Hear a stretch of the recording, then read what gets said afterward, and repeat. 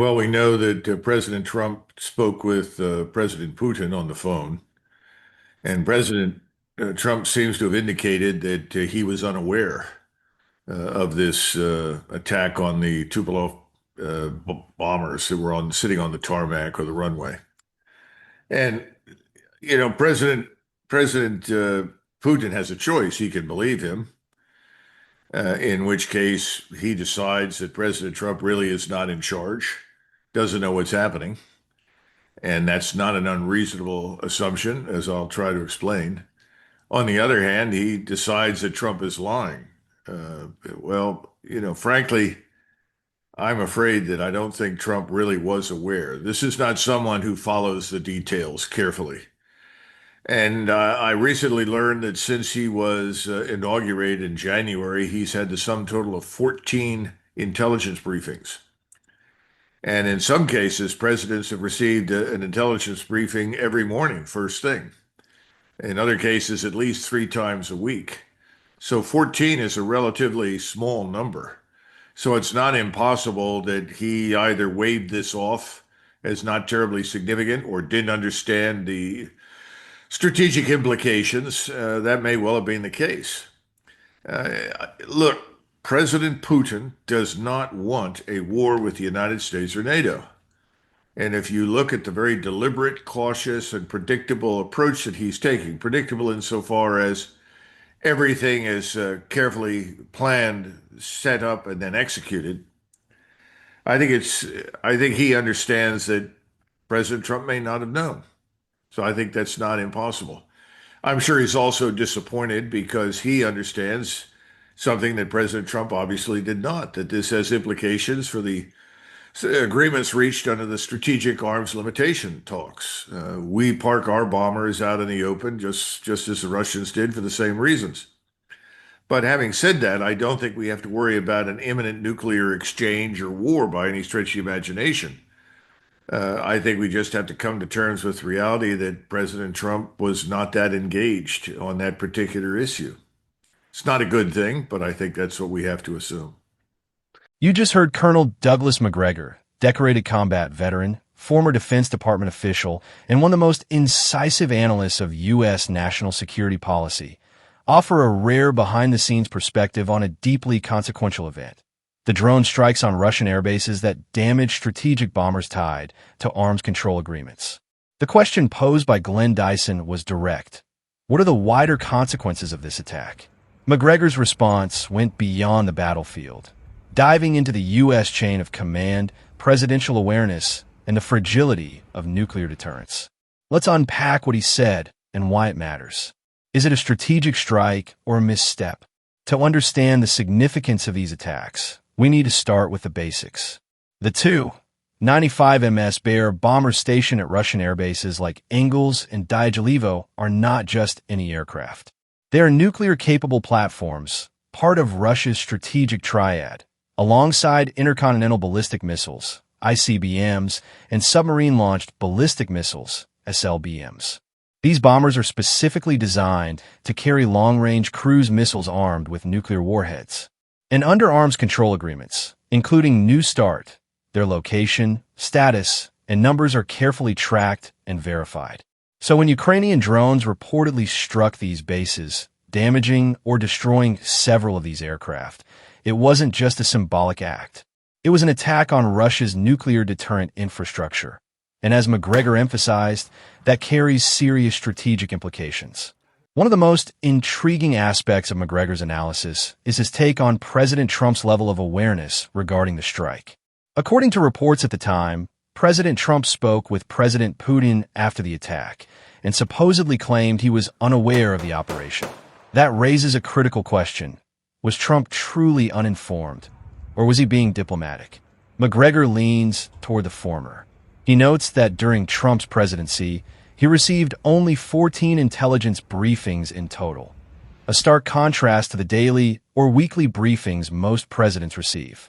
That suggests a hands-off approach to national security details, particularly in areas involving covert or proxy operations. Now, does that excuse the lack of oversight? Not necessarily, but it does highlight a broader issue. When sensitive military actions are conducted without full presidential engagement, the risk of miscalculation increases significantly. As McGregor explained, President Putin now faces a difficult choice. Does he believe Trump's claim of ignorance, which would imply that the U.S. president lacked control over his own administration, or does he assume Trump was lying, which would suggest that Washington is willing to mislead Moscow about its involvement in attacks on Russian soil? Neither option is reassuring. If Putin believes Trump was unaware, it signals a dangerous breakdown in U.S. internal coordination, where powerful factions within the government can act independently of the White House. If he believes Trump lied, it confirms that the U.S. is willing to use proxies to strike deep into Russian territory, even against assets tied to arms control treaties. Either way, trust between the two countries erodes further. And in a world governed by nuclear deterrence, trust is not a luxury, it's a necessity. McGregor also reminded us that both the U.S. and Russia routinely park bombers out in the open, not because they're careless, but because transparency is built into arms control agreements. These agreements rely on mutual verification, satellite monitoring, on-site inspections, and data exchanges to ensure compliance. By attacking these bombers, whether directly or through a proxy, the West undermines the very framework that keeps nuclear tension stable. Even if the damage was limited, the message sent was clear: no Russian asset is safe, even those monitored under international treaties. That's a game changer. And while McGregor doesn't expect an immediate nuclear exchange, he warns that we must come to terms with the reality that U.S. leadership may not always be fully engaged in such high-stakes decisions. This incident is part of a growing trend: proxy warfare that blurs the line between conventional conflict and great power confrontation. Ukraine is not just fighting Russia. It's being supported by NATO militarily, financially, and logistically.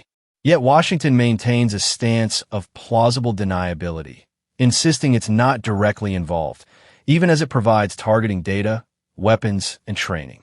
This creates a dangerous ambiguity. When a major power conducts military operations through a proxy, especially ones that target another nuclear state's strategic assets, it raises the risk of misperception, retaliation, and unintended escalation. And when the President of the United States appears disengaged from the details, that danger only grows. So where do we go from here? First, we must acknowledge that war by proxy is no longer a low-risk strategy, especially when it involves nuclear-armed adversaries. Second, we need to restore transparency and predictability in U.S.-Russia relations, not through blind trust, but through renewed diplomatic engagement and arms control frameworks. Third, we must rethink how we conduct foreign policy, ensuring that presidential oversight matches the gravity of military action, and that key allies and adversaries understand the limits of our involvement. Finally, we must recognize that deterrence is not just about capability, it's about credibility. And once credibility is lost, whether through deception or disengagement, it becomes far harder to maintain stability in an already volatile world. In conclusion, the attacks on Russian nuclear bombers were more than just another strike in the Ukraine war. They were a symbolic breach of strategic norms, a test of U.S. leadership, and a warning sign for future conflicts. Colonel Douglas Macgregor offers a sober, realistic assessment, not of blame or panic, but of understanding. Understanding that when presidents aren't fully informed, and when nuclear assets become targets, the world gets a little more dangerous. Stay tuned for more analysis right here on The Informed Perspective. Until next time, stay informed and think critically. Douglas Macgregor's speech. Well, we know that President Trump spoke with President Putin on the phone, and President Trump seems to have indicated that he was unaware of the attack on the Tupolev bombers that were sitting on the tarmac or runway. Now, President Putin has a choice. He can believe him, in which case he might conclude that President Trump really isn't in charge or doesn't know what's happening. And that's not an unreasonable assumption, as I'll explain. On the other hand, he might decide that Trump is lying. Frankly, I'm afraid Trump really wasn't aware. This is not someone who follows the details carefully. I recently learned that, since he was inaugurated in January, he has received a total of just 14 intelligence briefings. In some administrations, presidents receive a briefing every morning, first thing. In others, at least 3 times a week. So 14 is a relatively small number. It's not impossible that he either waved this off as not terribly significant or simply didn't understand the strategic implications. That may well have been the case. Look, President Putin does not want a war with the United States or NATO.